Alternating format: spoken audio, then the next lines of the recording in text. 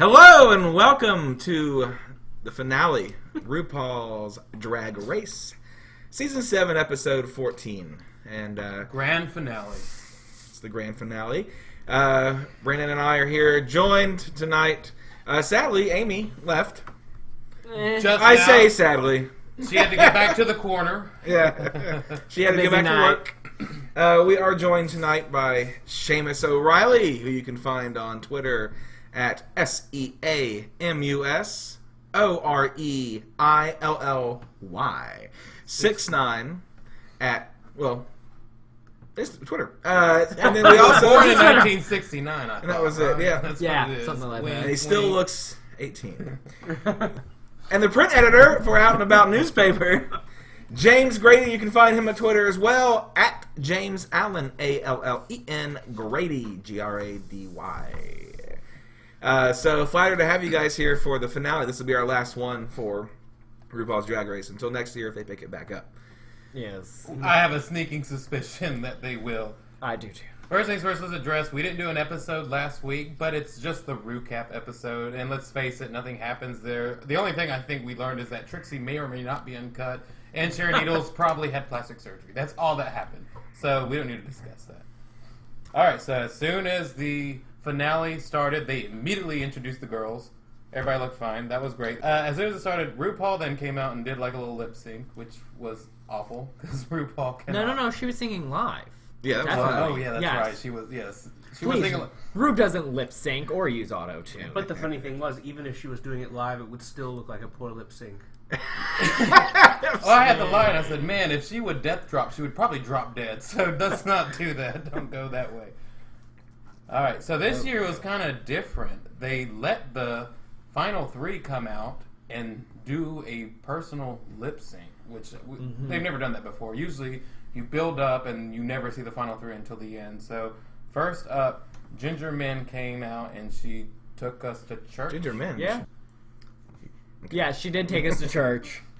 And it was actually pretty good. I was... Not like Latrice took us to church, though. No one can take us to church like Latrice. She did fine. She looked good. No, she was good.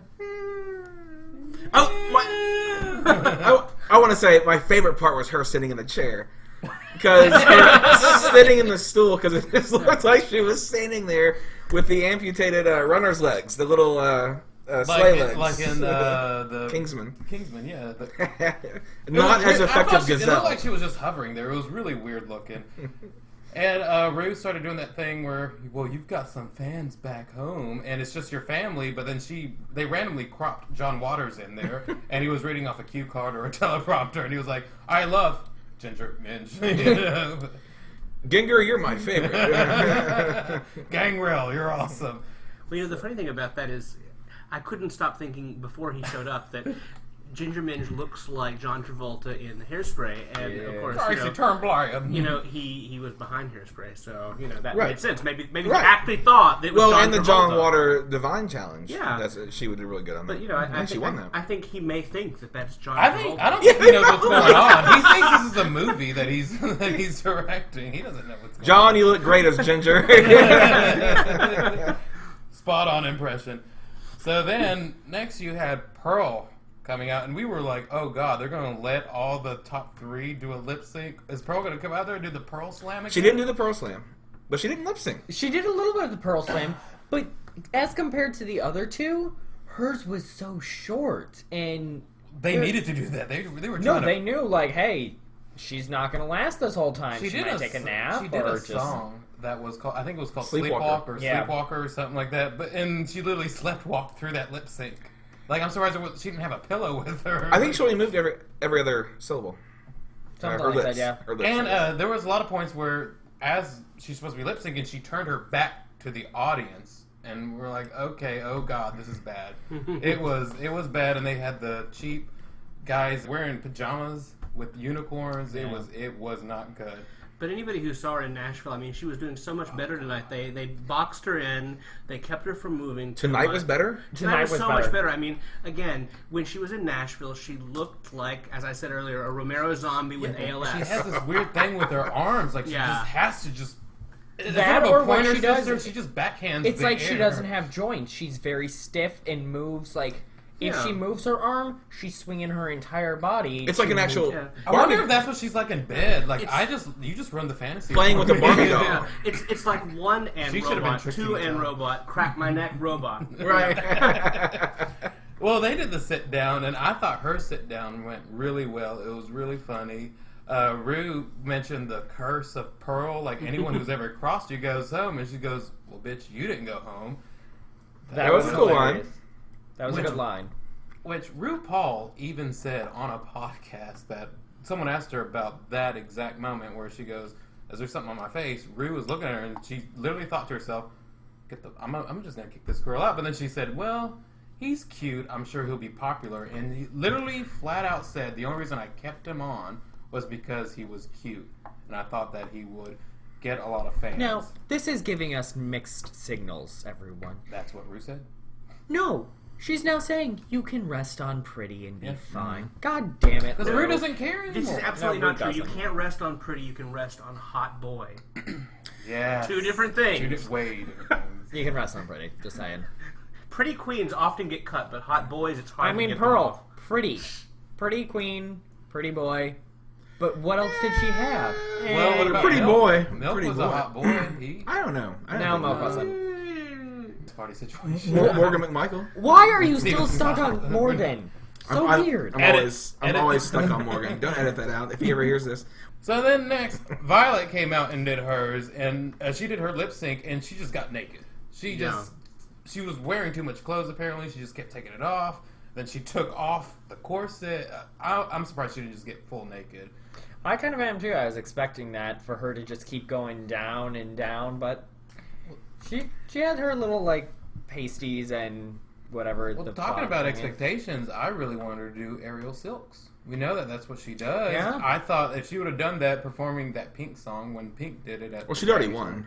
Yeah, well, she knew. I guess she knew she won, so she didn't have to do it. But her lip sync was the best of the three, I think. Mm-hmm. But I would have liked to seen her showcase her aerial silks because they barely mentioned it during the season, and we never got to see it. They never even showed a picture of it. So she got naked, and then we were joking around like, they're going to make everyone cry. Are they going to try to make her cry? And they couldn't. They couldn't. They tried. No. They're like, here's your mother. She's like, hi, Mom. I just talked to you a second ago. What are you doing?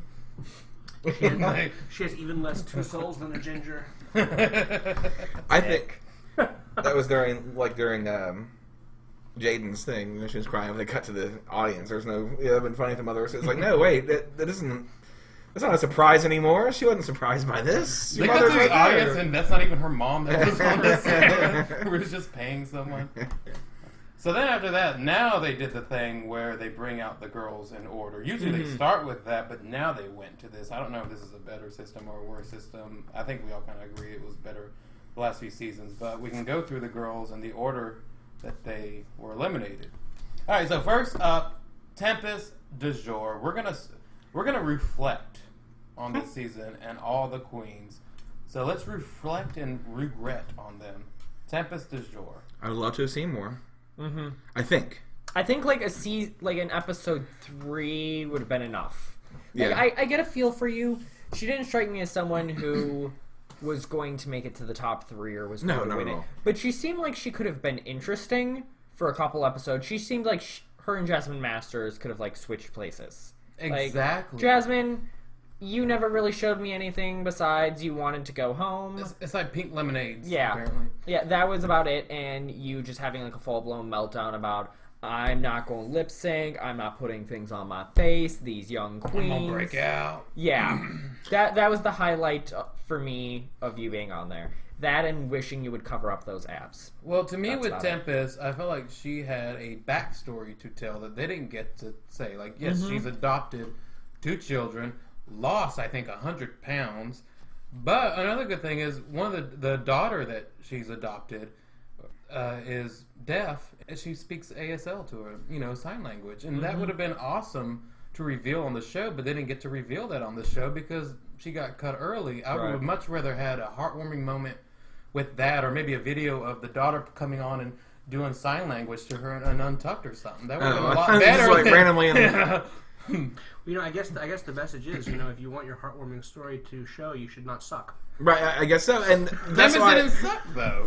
That's why I said there were other queens that sucked way more than her. In That first episode. Yes, yeah. in that first episode, I was happy. Well, Sasha could have gone home easily. speaking of, second was Sasha Bell. Horrible arrival. Showed up with the 2 Tommy guns. yes, but the crack the code was hilarious, That was funny.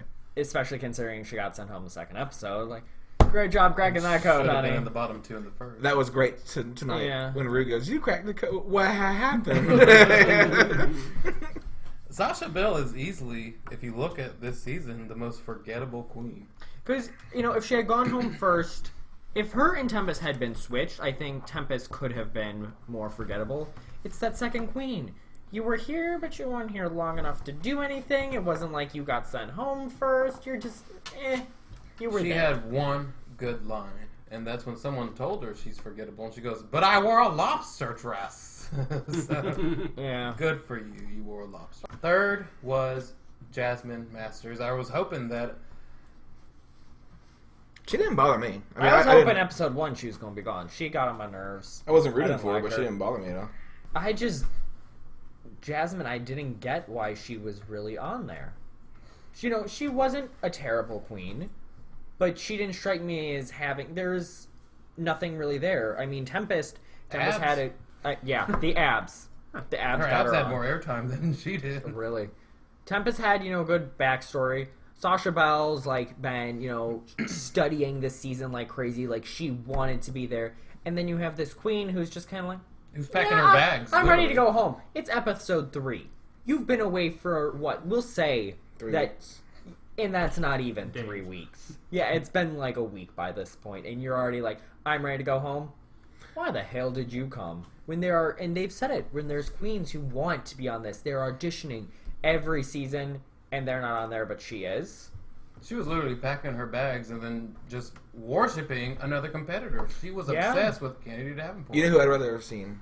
Who? Morgan and Michael. Shocking. Moving on. Fourth out, unrightfully so at the time, was Trixie Mattel. Mm-hmm. Now, I've read online right after she got brought back that some people were saying that the reason why they kicked her off was that her snatch game was just so out there. We discussed this. That, and I could see it. Having met Trixie before and seeing her perform, I could see her going full we're gonna go there where no queen has gone before. And if you haven't watched what she wanted to do for Snatch Game but was told by the producers don't even bring it, was Anne Frank. yeah, And she's posted a video online of her doing it. It's actually it's funny. It's cute. She wouldn't have won, but it might have offended. It might have ruffled a feather or two. So I was never a Trixie fan. what? I know. How dare you? his I makeup, don't know. what he had no I don't versatility like his when makeup. it came to makeup. The blue eye, he always looked like an anime character to me, which is fine if that's your stick, I guess. Because what was But even Bianca always looked the same. Bianca painted like a clown. makeup, That's yeah. what she says. But here's the thing, even someone like Sharon Needles didn't do spook on every episode. She No. would sometimes come out and, oh, here's my girly girl look. Like, you have to have versatility And if see, you want to win this contest. I think if Trixie had been on every episode, hadn't had that little you got kicked off for a little bit thing and kept going, I wonder if Michelle would have called her out on it like she was Max. Like, no gray hair, no, Barbie clown, whatever we're doing here, painting. Just give me some, normal lips, a little bit of makeup, well, for a drag queen at least, and just, just call it, just you tone can't it Courtney down. act it. No makeup. Not many people can Courtney act it. What do you think? Well, I was not the hugest Trixie fan. Cute boy. Very cute boy, but Yeah, no. In that category, the season is off the charts. every time you're here, we are always on the exact same page. Yeah. I actually like Trixie as a boy too, so That's a lot of the different. queens. I mentioned- know. Unusual. A lot of the queens mentioned because a lot of them were asked. So did you have a huge crush on Pearl? And they were like, no, but we all like Trixie. Apparently, he has a cute He ass. was That's what they very, all kept very saying. He had a cute. cute butt. he so. does have a cute ass. He's I had never a saw it in the show. he's had a few pictures that he's posted on Facebook and other places. All right, we're gonna stop and go to Facebook. Of like him in his underwear before. Here's a word from our sponsors. Tidy Cat something. Go, Nasty Pig. Nasty Pig. Now, the next elimination was my first real, Rue, what the fuck? Well, I thought that Rue shouldn't have eliminated Trixie, but the next elimination was someone that I was like, really? I thought this person was going to make it far. Mrs. Kasha Davis. I know. Class act. Yeah. Funny, always looked good in drag, always professional. Never even had a misstep. Right. And yeah, she flubbed one line. It was Candy Ho, and she flubbed one line. All she goes was, "Welcome to the Destiny Awards," and they're like, "All right, you're in the bottom two. Katya was better than you." What? I know. It was. Again, there's queens who should have gone home well before her. She is one that I could have actually seen in the top 3, possibly even winning it. If not, she could have taken Miss Congeniality, except for Katya was there, so. Well, she's auditioned for every season. She's auditioned 7 times, and she finally got on. And Katya? No, Miss Kasha Davis. Oh. And Kasha Davis on that episode that she went home, she did a great lip sync, and people could argue that she did better.